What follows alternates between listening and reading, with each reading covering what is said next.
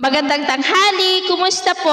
Narito po ulit ang update natin para sa lagay ng ating panahon ngayong tanghali po ng August 19, 2023 na kung saan sa ngayon ay patuloy pa rin ang pag-iral ng habagat sa malaking bahagi ng ating bansa na patuloy pa rin na hinahatak ng LPA na nasa may south of Japan.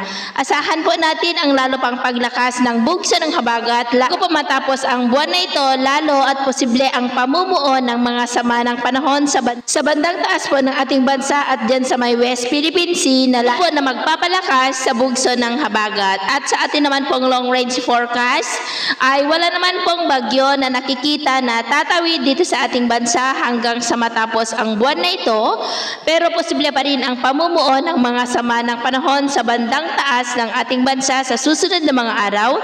At kung may bagyo na mabubuo dito sa loob ng ating area of responsibility ay tatawagin po yan sa local name na Bagyong Goring, kaya atin lamang babantayan ang development po ng mga namamataan dito po sa forecast. At sa lagay ng ating panahon, ngayong tanghali dahil sa habagat ay maulap pa rin ang kalangitan na may mga pulupulong pag-ulan dyan sa may Palawan, Sulu Archipelago, Zamboanga Peninsula, maging po sa ilang bahagi ng Surigao del Norte, Panay Island, Samar Provinces, ilang bahagi ng Negros, Mindoro, Bicol Region, Calabarzon, Metro Manila, ilang bahagi ng Central Luzon.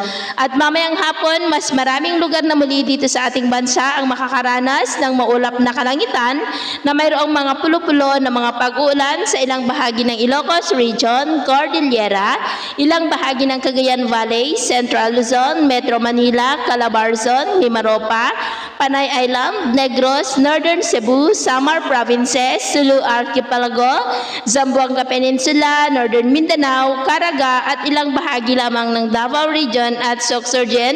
Kaya kung lalabas tayo sa ating mga tahanan ay ugaliin lamang po natin ang magdala ng kahit anong panangga natin sa init ng araw at proteksyon na rin po sa mga biglaang buhos ng ulan.